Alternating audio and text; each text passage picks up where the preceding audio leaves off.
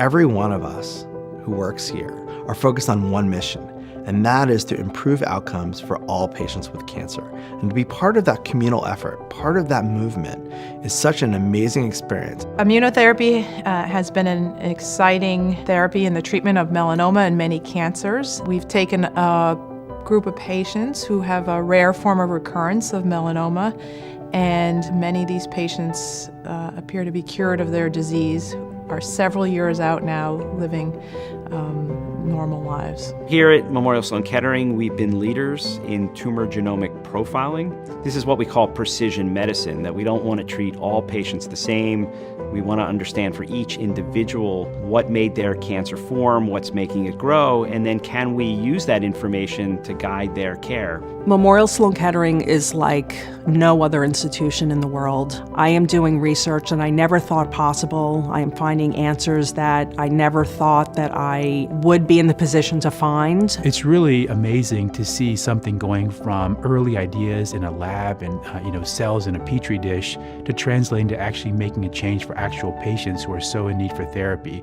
It's my life's work and my life's dream, and it's incredibly fulfilling to actually see that come to light. There's really nothing more satisfying than seeing a patient who has really lost hope or didn't see a future for themselves and being able to offer them something that potentially changes their life. Thank you so much for your support. Thank you.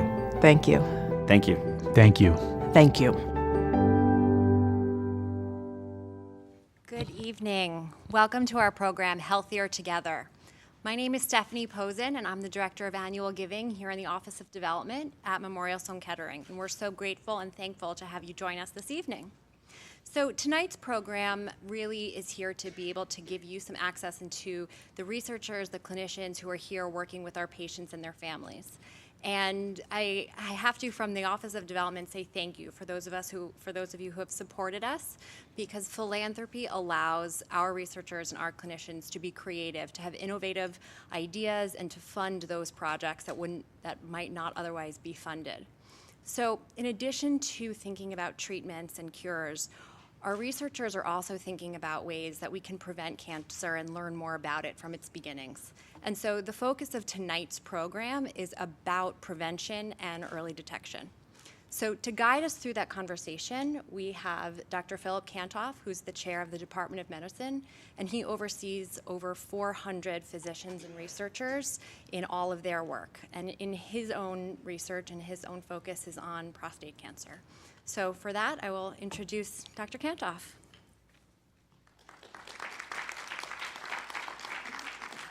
Thank you, Stephanie, and thank you, everybody, for coming tonight. So I think we have an interesting program. Maybe the panelists can come up here, and we can begin. So as Stephanie mentioned, the focus tonight is on prevention and early detection. And the first part of our meeting will talk about the current state of cancer prevention and early detection. And then we will begin to talk about the future state of prevention, interception, and prevention. So we have an all-star panel over here. We have Yelena Janjigian, who's a GI oncologist, a gastrointestinal oncologist, and she's the chief of the GI Oncology Service. Raise your hand. Yeah. Okay. Gardner, who's a gynecologic surgeon, and she's the leader of the Gynecologic Cancer Disease Management Team, Ginger. And we have Matt Hellmann, who's a lung cancer doctor. He's a thoracic oncologist and also an expert in immuno-oncology. So at this point, I'm going to ask Yelena to give us the state of the art. You deal with a bunch of cancers. You deal with cancers of the upper GI tract, of the lower GI tract, colon cancer, and hepatobiliary cancers, pancreas and liver. Give us the state of the art with regard to prevention and early detection of these cancers. So great to see some familiar faces in the audience, and welcome to tonight's discussion. I'm a medical oncologist, and by the time patients get to me, they all have cancer, and it's a very difficult disease. GI cancers are a difficult disease to treat, and so the idea is to prevent development of cancers and really foster early detection and treatment for these cancers. And really, the majority of the work currently is done in the community in the internal medicine or internist setting. And the main test that is the most helpful for the prevention and treatment of GI cancers is colon cancer detection and early screening. And colon cancer is the most common cause of GI cancer-related malignancies and deaths. If we exclude skin cancers, it's the third most common GI or solid tumor cancer-related malignancy and cause of death in the United States. And 1 in 22 adults, the risks are slightly higher in men than women get this cancer. And so if I spend any time talking about screening and GI malignancies, colon cancer is the one to really focus on, as it's one of the most preventable cancers and screenable cancers in my sort of disease focus and realm. When we talk about screening, the reason why it works for certain cancers and maybe not so well for others is that there has to be a time from development of a precancerous lesion to a lesion that we can then detect and remove. And so with colon polyps, it works really well. If you pick them up early and detect and remove them, you can prevent cancer from developing altogether. Some of the other screening modalities for the cancers that we also treat, such as esophagus and stomach cancer or pancreas cancer, the screening presently does not work as well because the cancers grow so fast that in a 6 months to a year period where the cancer was not detected initially, the follow-up scan or endoscopy can show cancer that's already relatively advanced. So if we focus on anything today, is really we need to talk about colon cancer screening and prevention, which is the most important one in GI. Okay, so you talked about colonoscopy. Can you talk about this other test called Cologuard? Yes. And where that fits in? Can you tell us what that is and, Sure. and where it should be used in the paradigm of? Sure. So, it's I think the best test for screening for colon cancer is the one that gets done, and that's really in the United States, colonoscopies are the most common and the most efficient way to screen for polyps, because when you see a polyp, you can remove a polyp and prevent cancer. Another commonly used test is so-called FIT test, or it's basically an immunochemical test that looks for blood in your stool. Cologuard is the next generation of this test that looks both for the blood in the stool and tumor DNA. And it works really well for cancer. And it has great sensitivity, meaning ability to pick up cancer. The problem is that it does not work so well for polyps, and so you really want to try to pick up polyps and remove them before they become cancerous. And so Cologuard essentially is a next generation of the so-called FIT test that also includes DNA testing, and it's great for early stage cancer. It is not good for polyps. And the other issue, if it's a positive test, then you still need a colonoscopy to diagnose it. And often with Medicare and certain payers, even if Cologuard is covered because it's such an expensive test, then the colonoscopy issue reimbursement becomes a problem. So you would favor colonoscopy? Yes. And give us some recommendations. When should colonoscopy start, and how frequently should it? That's a great question. So if you are a medium to sort of average risk population, the screening guidelines for colon cancer recently have changed. And if you look at different societies, the guidelines are slightly different. But for ACS, they are sort of one of our main cancer societies, they changed their guidelines to begin screening at age 45. It used to be 50 and 45 because there's a rise in incidence of colon cancer among young adults. And so certainly anyone with symptoms such as iron deficiency anemia, or, I think 45 is what I would start the screening. I just had my first colonoscopy. It wasn't fun, but gotta do it. How frequently? If there's no polyps, then you're free for 10 years, which, I've also had my first mammogram, and I can tell you colonoscopy is a much more uncomfortable test, but it's much more definitive, and you don't have to do it for the next 10 years. So let's go to the other end of the spectrum and talk about pancreatic cancer, which is, I'm sorry to pick up. It's still me, oh gosh. We got time for others. Pancreatic cancer, one of the most difficult cancers we deal with. Has there been any progress in early detection of pancreatic cancer? Yeah, pancreas cancer is very, very tricky because there's a lot of, we want to detect it earlier, and the only, there's some protocols, particularly at MSKCC, that are very interesting that look at the detection of pancreas cancer in patients with precancerous appearing cysts and so on. The tricky thing with pancreas cancer and stomach cancer and some of these other cancers that rapidly growing, that you may have a normal scan or a test, and then within a year the next scan may be abnormal or a test may be abnormal. So for pancreas cancer, it's not as prime time yet, the screening. There are these lesions that are pre-malignant, IPMNs, the IPMN lesions that are sometimes incidentally detected on CT scans or MRIs. Can you tell us a little bit about what the follow-up for that is? So the follow-up for it is not, it's not set in stone. Often we biopsy these lesions and then do imaging every 3 to 6 months. A lot of our patients do elect to have, it's like sitting on a time bomb, and people just don't feel comfortable observing them. And so often, after discussion with the disease management team and the surgeons, we elect to remove these. Right, so these are lesions that are picked up on a routine MRI or incidental scan, pickups, and they look abnormal in the pancreas, and they at some rate they progress on to develop full pancreatic cancer. So people are generally pretty aggressive about treating them, but some can be observed. Okay, I'm going to leave you alone now. And I'm going to move over to Ginger, and this is sort of the best of times, the worst of times in a sense.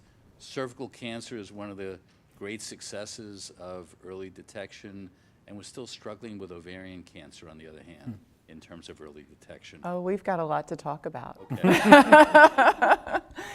So in GYN cancers, we cover 5 primary tumor types: ovarian, uterine, cervical, vulvar, and vaginal cancers. So those are the 5 primary tumor types in my practice. The 3 most common being cervical cancer, uterine cancer, and ovarian cancer. And really, as you said, it's the best and the worst of times. So we can kind of take each of those 3 most frequent cancers in order. Today in my clinic, I celebrated a 10-year anniversary of one of my advanced stage ovarian cancer patients who remains disease-free.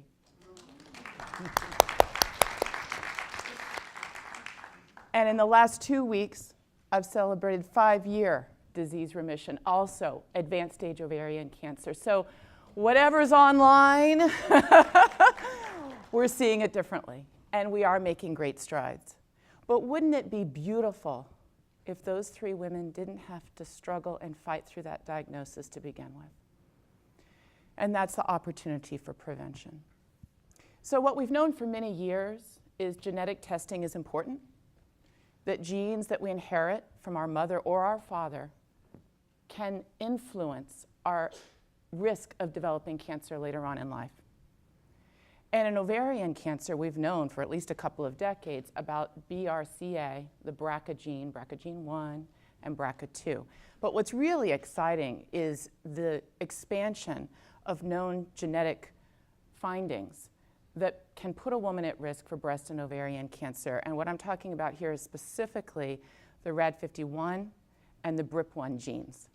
So the growth even in the last 5 years, of what we now have available to find genetic determinants that may impact a woman's risk of these diseases later on in life is really been a big accomplishment in the last few years. So now, from a screening and prevention standpoint, we highly recommend every patient with newly diagnosed ovarian cancer to undergo genetic testing. And that genetic testing is more than just BRCA1 and 2, it's actually full panel testing. So we have a broader portfolio of genes to test to identify those at risk. So, and even beyond that, some of those genes that are changed, we can find not only those that are inherited in the bloodstream, but we're finding the genetic changes within the tumor are really important. And within 4 weeks ago, huge study showing a benefit of PARP inhibitors, which is drug therapy that leverages that gene mutation happening within the tumor to gain a benefit in treatment outcome. So we're in a good place. The bar is moving forward, and we continue to make progress in the area of prevention and early detection for ovarian cancer in the landscape of genetics primarily. What about uterine cancer? Prevention or early recognition, the hallmark finding is early or abnormal bleeding. That could be bleeding after menopausal change. That could be heavy bleeding with a cycle. That could be bleeding between cycles. It might be a little bit of bleeding. It might be a flow. It might be brown spotting. If it's abnormal for you, talk to somebody, because it can be as simple as an office biopsy to detect endometrial cancer. So it's not necessarily just that the hormones are changing. It could be real finding, and it should be further evaluated. And where we are in the early opportunity for this disease is in minimally invasive surgery and sentinel lymph node mapping, ways that we can provide a more refined approach to intercept this disease and have a meaningful, long-lasting oncologic benefit for survival, and at the same time really think about the burden of cancer surgery and the opportunity for a more refined approach to the lymph nodes that need to be removed for the staging of this disease. And last, then I'll be quiet, is cervical cancer. It was, I think, 2 months ago now that the FDA released their expanded approval for the HPV vaccine. I have patients in my clinic every week saying, I'm not at risk, it's not me. But the reality, the data shows that 80% of women in this country, regardless of demographic factors, 80% of women have an exposure to HPV at some point in our lives. And it's our immune system that's clearing the HPV. Human papillomavirus is typically a precursor. We can carry it and not know about it, not have any symptoms. So the opportunity to prevent even the HPV presence with the vaccination is a huge opportunity, and now the FDA has expanded approval of the HPV vaccine, not only for women up to age 26, but now for women up to age 45, because of the benefit it conveys. When asked to speak on this, I said, we all want immunotherapy. We all want to boost our immune system to kill cancer. Absolutely. But isn't it beautiful to take it one step earlier and boost our immune system to prevent cancer? And that's what the HPV vaccine does. So it's really an exciting time for all of our diseases. So Ginger, who should get the vaccine? So women that have not been vaccinated should talk about that with their provider. Really, it's a universal vaccine for all women, so they should really talk to their provider if they haven't already received it. It's a really important tool and opportunity to prevent future disease related to lower genital tract cancers. Thank you. So Matt, the landscape of lung cancer has changed dramatically over the past 5-10 years. Let's focus on early detection, prevention. Obviously, prevention is easy to talk about. Sure. Early detection. What changes have taken place over the past few years? So lung cancer is unfortunately the greatest cause of cancer death worldwide and in the United States. It causes more deaths than prostate cancer or breast cancer. As I think most people would know, it is commonly associated with smoking. I think what's less well known is that about 20% of patients with lung cancer have never smoked in their life. That fraction of patients who are never smokers with lung cancer would represent the 6th most common cause of cancer worldwide. It's a huge fraction of patients that unfortunately develop lung cancers for reasons that are largely unknown to us now. And even amongst those patients who are smokers, by the time that we meet them, by the time that they've been found to have lung cancer, the vast majority of them have quit.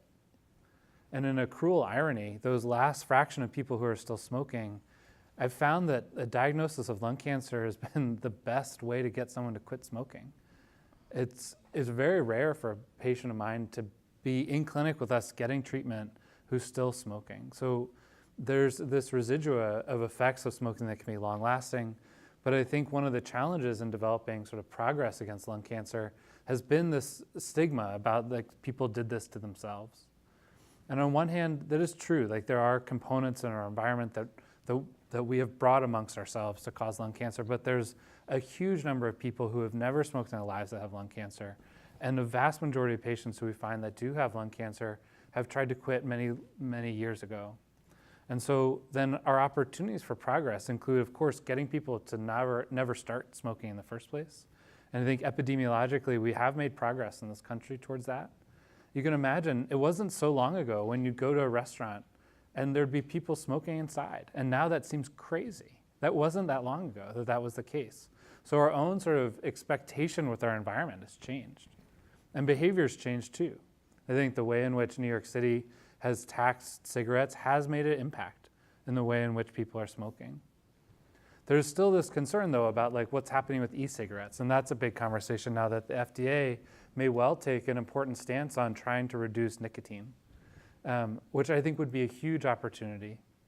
Nicotine is like remarkably addictive. If you take laboratory mice and give them a variety of addictive substances, and the choice is either the addictive substance or food, there's only two that the mouse would starve itself of hunger before taking the food, and it was nicotine and heroin. And so imagining that this like powerful force that unfortunately is like readily available outside is kind of crazy, but yet we're here. And so I think that there is a hopeful opportunity that the FDA may start to tackle what is a sort of a key challenge in all of this, which is nicotine. So if we're talking about how do we prevent lung cancers, it does start with smoking. And I think there have been progress, and yet there's really key opportunities for continued progress. One of the ways in which I think we're beginning to make some key inroads has been also in the context of screening. Colon cancer and cervical cancers are some of the prime examples wherein if you find cancers early, you can prevent them from being a problem later in life. And in lung cancer, we haven't, up until recently, we haven't had any successful strategies for doing that. So despite it being sort of wildly a common tumor, we haven't had effective ways of looking for it at an early point. There was large studies in the past that looked at simple chest x-rays. My guess is many of you have been to your primary care doctor and they'll do a chest x-ray just to check. It hasn't worked, and we don't do it. But there have been large studies recently that have sort of built on newer technologies to use low-dose CT scans, which have been effective. They've been effective at identifying cancers at an earlier stage, and ultimately improving survival. And so there's an important conversation that's been ongoing now about how do we more routinely integrate CT scans in the screening of patients who have previously been smokers. And I'm hopeful that that will be an important step towards us starting to mimic some of the successes of colon cancer and cervical cancer and breast cancer, wherein many of these cancers are found at earlier stages and can be taken care of before they ever have to, unfortunately, meet a medical oncologist like myself. So at this moment, both because of reduction in cigarette smoke as a result of the way in which our environments have changed through regulations and tax, and through the introduction of CT scans for screening, we are beginning to make some progress towards identifying cancers earlier, preventing cancers. And that's where we are now, but I'm conscious that we've got lots of opportunities for progress as we move forward too. So the low-dose CT scans, who would you think are eligible to get those scans? So the largest clinical trial that was done in the United States used a definition of patients that were age 50 to 75 and who had smoked for more than 30 years. And if you were in that sort of definition, then patients were offered a CT scan once a year for 3 years, with the idea if they didn't find something after 3 years that they would stop looking. And so many institutions have incorporated sort of similar sorts of guidelines. I'm not sure that we should be so dogmatic about, if you've smoked for 30 years or 25 years, I'm not sure that we should draw such clear lines, but the idea was to try and identify patients who are at greatest risk of lung cancer, because it's within that population of patients where we can make really important benefits. Where we haven't made substantial claims so far is through what about patients who are these never smokers with lung cancer? And unfortunately, we don't have a good clue right now about why does that happen. We don't know, like, how does this track in families? Are there other risk factors to look for? And so I think that too is an important part of progress as we move forward. Thanks, Matt. So I'm going to spend a few minutes sort of moving backwards and talk about the evolution of cancer, and then talk about some of the things that we're doing at MSK with regard to the future of screening and prevention. So I'm going to start off at the very beginning here, and the very beginning is the fertilized egg. And the fertilized egg eventually develops into a human being. And the beginnings of cancer are a cell acquires a mutation. And after this mutation takes place, it allows that cell to proliferate or grow more freely, and eventually perhaps other mutations accumulate that make the growth abnormal. It becomes what we call dysplastic. And eventually a premalignant lesion is formed, or a carcinoma in situ. And what I mean by that is it is actually a cancer, but it has not invaded into the deeper tissues below the lining of the area where the cancer has formed. Once a cancer becomes invasive, and what I mean by invasive is that the abnormal cancer cells have gone below the superficial layer of the area where it's growing and into the deeper layers, that's when a cancer becomes a real cancer, an invasive cancer. And that's when it has the ability to spread. So we've talked a little bit about this, and these are the cancer promoting or initiating events. You heard from Ginger a little bit about some of the cancer susceptibility genes.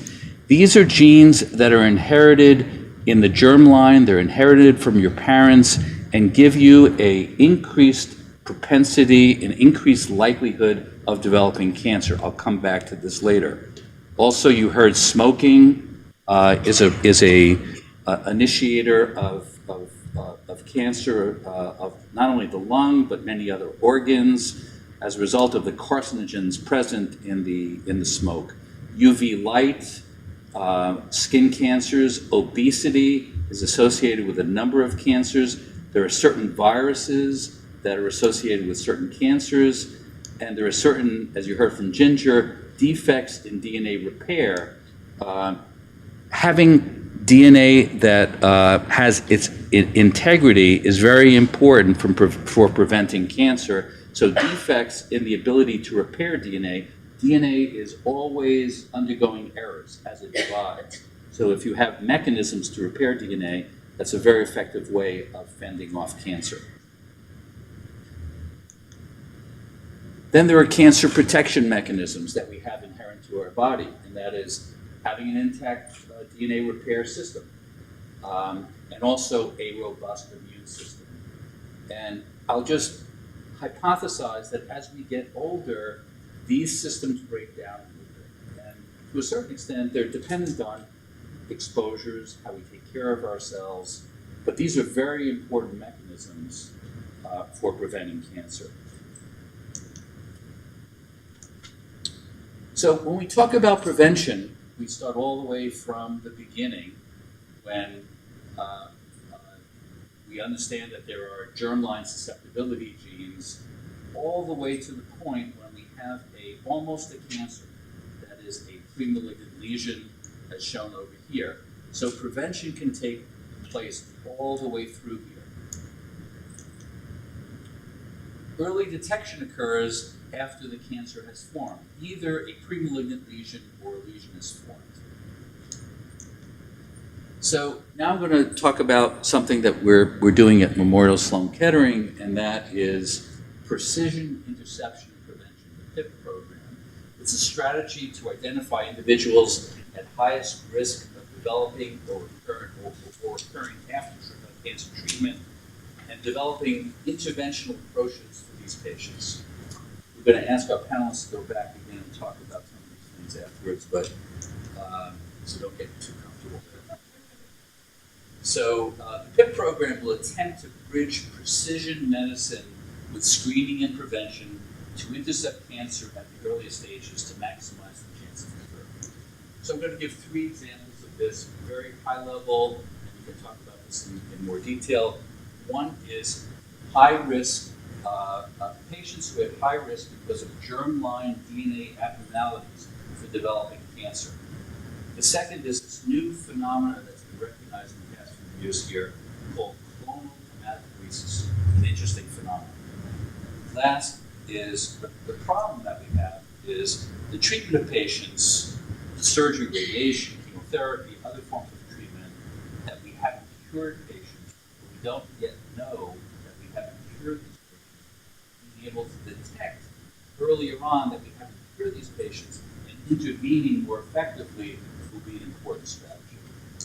So let's first talk about the high risk of inherited cancer. So we did a study here between 2015 and 2016.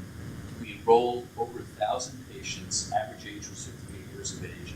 All these patients had cancer. This is Memorial Sloan Kettering Cancer Center, so all of our patients have cancer, or almost all of our patients have cancer.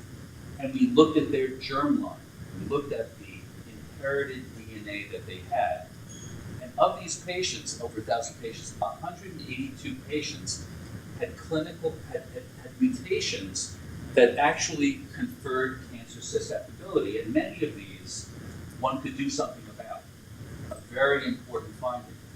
An equally important finding was that 45% of the patients who were detected as having these mutations would not have been thought to carry these mutations based on their family history. They had no family history of having cancer in their family, yet they still carried a germline susceptibility gene. There are major implications for these patients with regard to their treatment, and equally for their family members who might carry these germline susceptibility genes. Since 2016, 2 years later, we have now sequenced the germline DNAs of almost 8,000 patients. A tremendous amount of data. A lot of patients are undergoing specific therapies around the DNA abnormalities that they have, and we're providing genetic counseling for their families as well. So this is a big program that's taking place in Memorial Sloan Kettering right now. The second thing I want to tell you about is a phenomenon that has been recognized for about 5 to 10 years, and that's the phenomena of clonal hematopoiesis. So this may shock a few people. It's a little scary, but I don't want to. So there are many patients that have small numbers of cells that have mutations in their body that may eventually develop into full-blown leukemias. Most of the people who have these cells will not develop leukemia, but some will. And this is a phenomenon called clonal hematopoiesis. So they may have some mutations here. They may not develop onto full-blown leukemia, but many patients, many people will have these precursor lesions in their blood cells.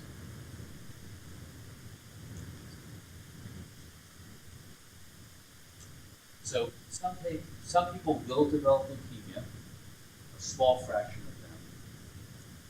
But what's really fascinating is that many patients with solid tumors have these cells, clonal hematopoiesis, and it creates a pro-inflammatory state. And many of us think that that might confer a different prognosis for patients who have a solid tumor, like a colon cancer, a prostate cancer, or breast cancer, and that's something that we're studying. Equally important is that people who have clonal hematopoiesis who have not yet developed full-blown leukemia are surprisingly at increased risk of developing cardiovascular disease. These patients have a 2 to 4-fold higher risk of developing cardiovascular disease, heart attacks, serious cardiovascular events. And this explains a lot of the non-explainable reasons for heart attacks. We knew about lipids, we knew about cholesterol, but we did not understand that a lot of the attributable risk for developing cardiovascular disease was because of this pro-inflammatory state set up because of clonal hematopoiesis. The question is, will early intervention in these patients make a difference with regard to heart disease, or leukemia, or with solid tumors? So what we have done is establish a clonal hematopoiesis clinic where patients are routinely sequenced. We can detect the patients that have clonal hematopoiesis, and if they're at high risk for developing, if they have high numbers of cells, they're put into the clinic and they're observed very closely for the potential of developing a hematologic or a blood cell cancer, or also cardiovascular disease. So we've established this clinic for patients who have clonal hematopoiesis. The final thing that I want to talk about is something, this is a very complicated slide, but it really speaks to the fact that we have technologies right now that can detect very small amounts of DNA in the blood that have mutations. And when a patient undergoes surgery or radiation, despite the fact that they undergo surgery or radiation, they may still have small amounts of tumor DNA floating around in their blood, and we can easily detect that. And the question is, can we intervene early on these patients when they have small numbers of cells where the genetic diversity is minimal and actually cure patients that would otherwise not be cured? We would not have been able to do this years ago because we didn't have the ability to detect patients this early in their course that had persistent cancer cells. Patients would have been deemed cured until they eventually recurred because a CAT scan or some other scan or some other blood abnormality was abnormal and told us that they had recurrent cancer. So the strategy that we have here is a study or a series of studies that hopefully our panelists will talk about, where patients will undergo treatment of their early cancer, whether it be surgery or radiation. They may get standard of care adjuvant therapy with either chemotherapy or hormonal therapy, and then their blood is analyzed for the presence of persistent DNA that is from tumors. And at that point, if they have persistent positive DNA, they're going to be randomized to some form of treatment, which you'll hear about, or placebo. And the hope is that by early intervention on these patients, we will be able to cure patients who otherwise would not have been cured. So I'm going to ask the panelists to come back to the panel and talk about the future of early intervention in patients and some of the studies that are going on in this realm. So I think I'll start with Yelena. She has a very sophisticated study along these lines, so go ahead and thanks, Phil. So our study is actually the first one to open.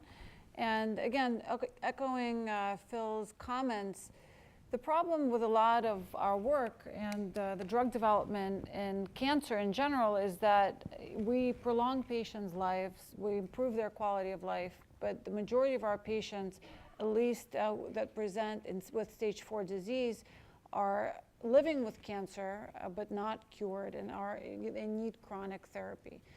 And the advent of liquid biopsies and detection of the fingerprint of the cancer in the bloodstream really drove our work and hypothesis to try to leapfrog sort of and not wait until the cancer develops metastatic disease and treat the tumors perhaps more aggressively and for a longer course, but with a definitive cure approach. So our patients come in for blood work, and time and time again, and the patients ask me, how's my cancer doing? But the truth is, often what we do the blood work for is to make sure the treatments are not hurting the patient, that their liver function tests are okay, the red blood cell and the white cell level is within normal limits. And so now, though, with the advent of liquid biopsies, we're actually going to be able to use the blood test as a way to monitor cancer activity. And some of this is already done for patients with stage 4 disease.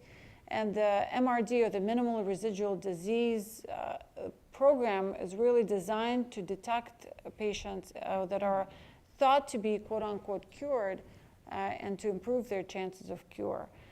So we've sequenced thousands of patients at MSKCC now. We took their tumor and their normal DNA, and we know what the enemy looks like. And so the idea is to look for that footprint, or in the bloodstream.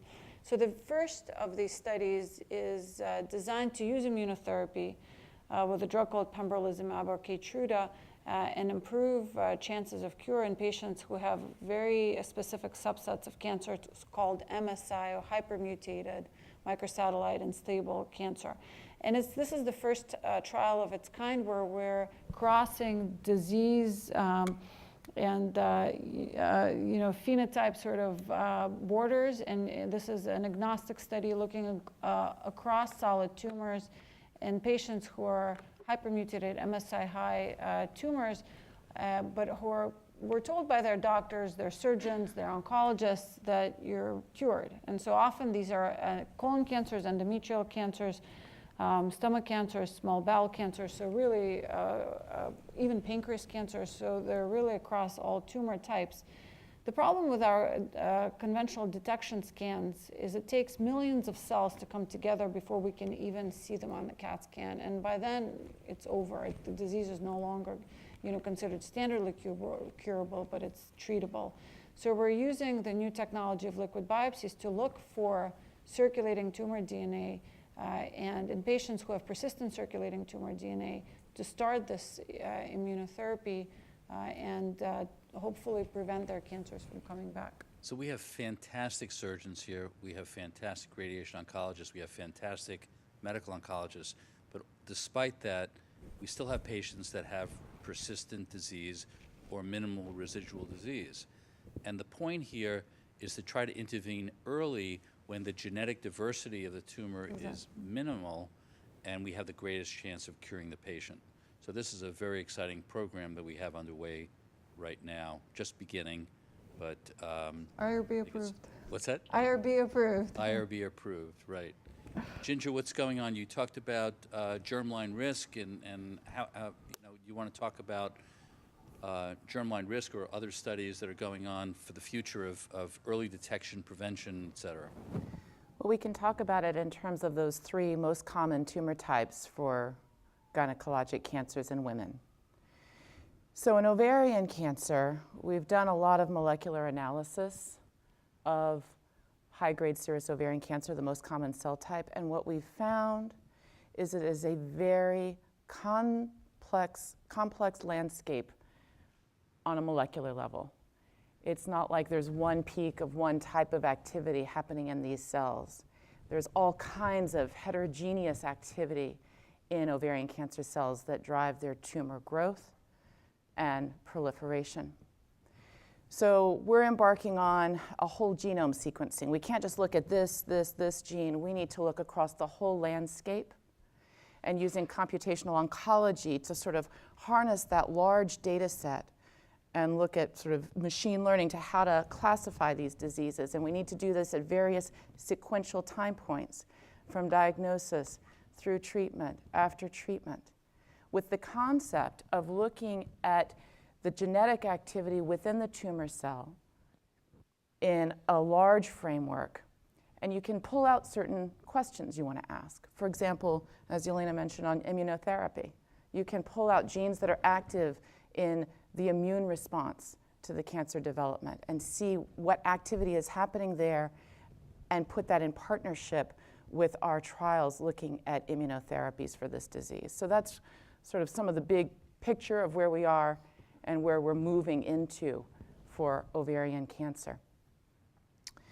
For uterine cancer, from Dr. Kantoff's presentation, some of those drivers of that disease are really important opportunities to intervene and to better understand. The better we understand an underlying tumor biology, the better we can prevent it and the better we can treat it by all of our modalities.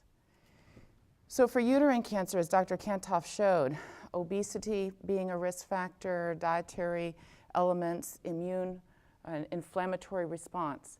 So we have a couple of not only the sort of profiling of the tumors, as Yelena mentioned, but also looking in depth at those potential drivers. So what do I mean by that? So let's take obesity, which he showed on his slide as a risk factor. It is known to be a risk factor for endometrial cancer. That doesn't mean everybody with uterine endometrium being the most common subtype of uterine cancer. It doesn't mean everybody's obese that gets that disease. But it's a risk factor. And why is it a risk factor? Because fat cells produce estrogen. Additional estrogen over time stimulating the lining of the uterus can be part of what leads to uterine cancer. But what else happens as we have additional weight gain is there are more inflammatory changes. And so we're looking specifically in some of our larger patients at the white adipose tissue, so the fat cells and the tumor cells, and markers of inflammation in that tumor microenvironment. How does that interplay work? And if we understand it in some of our larger patients, we can look at this across a broader population. But let's understand what are the inflammatory markers and what's that doing to the growth of these tumor cells. Similarly, we know that things in our diet can influence tumor cell growth, and we have a ketogenic diet protocol underway where patients are able to take advantage of a different dietary regimen preoperatively, and we're looking at preoperative biopsies as well as the surgical biopsies to look at the machinery and the mechanisms that are happening in these uterine cancer cells, and are we abrogating some of that cellular proliferation by the preoperative dietary component. This is relatively recent, but an exciting opportunity to look at both inflammation and the drivers of the uterine cancer as a disease. And in terms of liquid biopsy, that's where we are for cervical cancer. I have a patient that just came to see me. She had treatment at an outside institution. She now has recurrent cervical cancer, and she wants to participate in this so that we can do the liquid biopsies, so that we can look for that circulating fragments of tumor DNA in the system. We need to understand how that plays out over time so we can understand the biology behind that disease further than where we are right now. But it takes effort, it takes research and commitment to unlock these answers to really set the bar for the years to come. Dr. Hellmann. So we have made tremendous progress in terms of treatment of patients with lung cancer that have metastatic cancers. Starting in the mid-2000s and up through now, we've begun to understand the genetics of these cancers much better and to be able to develop specific pill-based therapies that are able to target these specific patients. There's a way in which we identify sort of the lock and the key of these tumors. And so that's allowed for some fraction of our patients to be able to give them therapies that they tolerate really well, that work really well. And it's been sort of the cornerstone of sort of a precision approach to treating patients with lung cancer, where we do this genetic sequencing, we identify the right target for the right pill, and match those together for a patient to live better. More recently, the major progress has been through the efforts of immunotherapy, wherein we've identified that there's a capacity to use medicines to get your own body's immune system to target cancers. And those have all been extraordinarily satisfying, and yet the progress has been largely confined to patients with already advanced cancers. And so the question's often raised of why isn't this happening for earlier stage cancers? How do we make this able to cure patients, not just treat them once it's already in a stage 4 setting? And there's a somewhat boring answer sometimes. When you have a cancer that you can see that's metastasized and you can follow it over time, you can do a clinical trial pretty quickly because you can see, you give the medicine, it shrank, you know the answer pretty quickly. So clinical trials for patients that have stage 4 lung cancer can be done pretty rapidly in a year or 2 years and move from idea to approval quickly. In someone who has an early stage cancer that's already been taken out with surgery, there's no cancer that you can see on a CT scan. So you give someone a medicine and you have to wait years to know and to treat hundreds of patients to know whether there was an effect. And so up until recently, there's been a challenge of executing these clinical trials for patients that have early stage cancers. These trials have taken 7 to 10 years just to get done. And so if you have a question now that seems interesting and you have to wait 10 years to find the answer, that's not super satisfying when you're looking at patients who are routinely dying of cancer.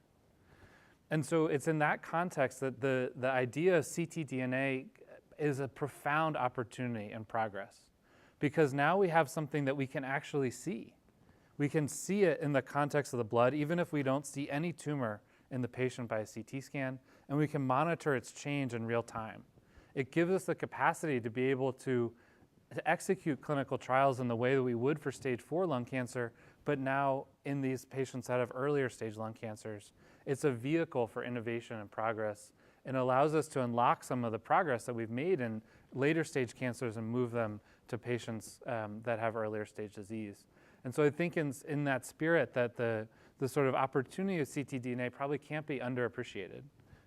It is a vehicle in which these clinical trials that Dr. Kantoff had mentioned are being developed, but part of the reason they matter isn't just because it's a fun new technology, is that it substantially expedites the capacity for these clinical trials to be done, and as a result gets people to innovate and to commit resources to develop these drugs for earlier stage patients in a way that wasn't previously possible.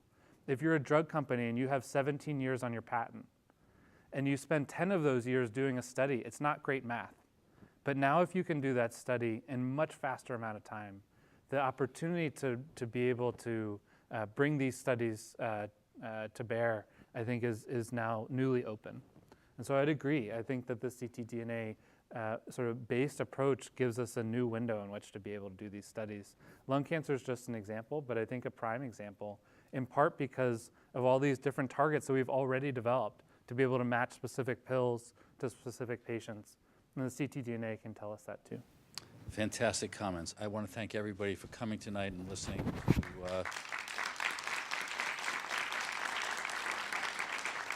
I want to thank our expert panel also for tremendous comments. Thank you very much.